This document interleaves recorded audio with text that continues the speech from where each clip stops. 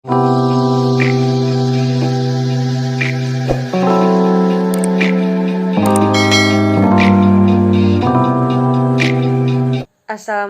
warahmatullahi wabarakatuh. Perkenalkan, nama saya Azhara Dina Maharani, NIM B11 2019 06118. Di sini saya akan membahas materi tentang design thinking. Definisi design thinking.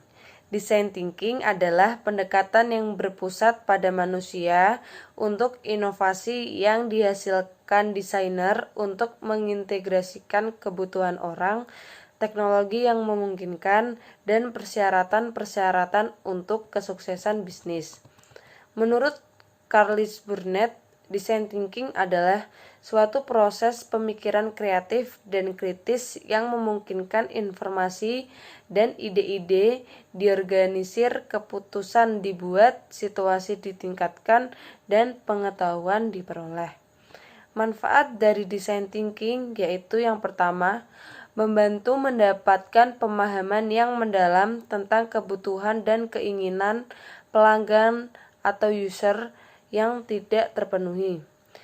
Yang kedua, mendorong pertimbangan kreatif dan beragam solusi inovatif. Yang ketiga, berdasar pada pola pikir yang kreatif, tidak hanya pola pikir yang logis saja. Yang keempat, menawarkan peta jalan pemecahan masalah. Yang kelima, membantu membuka ide-ide inovatif. Yang keenam, mengatasi masalah manusia. Yang ketujuh, membuat perubahan perilaku. Yang kedelapan, meningkatkan kepuasan pelanggan. Yang terakhir, mendapatkan keunggulan kompetitif. Lalu, masalah yang dapat dipecahkan melalui design thinking. Yang pertama, mendefinisikan kembali nilai. Yang kedua, inovasi yang berpusat pada manusia. Ketiga, kualitas hidup. Keempat, masalah yang mempengaruhi beragam kelompok orang. 5. Melibatkan banyak sistem. Yang keenam, pergeseran pasar dan perilaku. Yang ketujuh, mengatasi perubahan sosial atau pasar yang cepat. Yang kedelapan, masalah yang berkaitan dengan budaya perusahaan. Yang kesembilan, masalah yang berkaitan dengan teknologi baru. Masalah yang dapat dipecahkan melalui design thinking.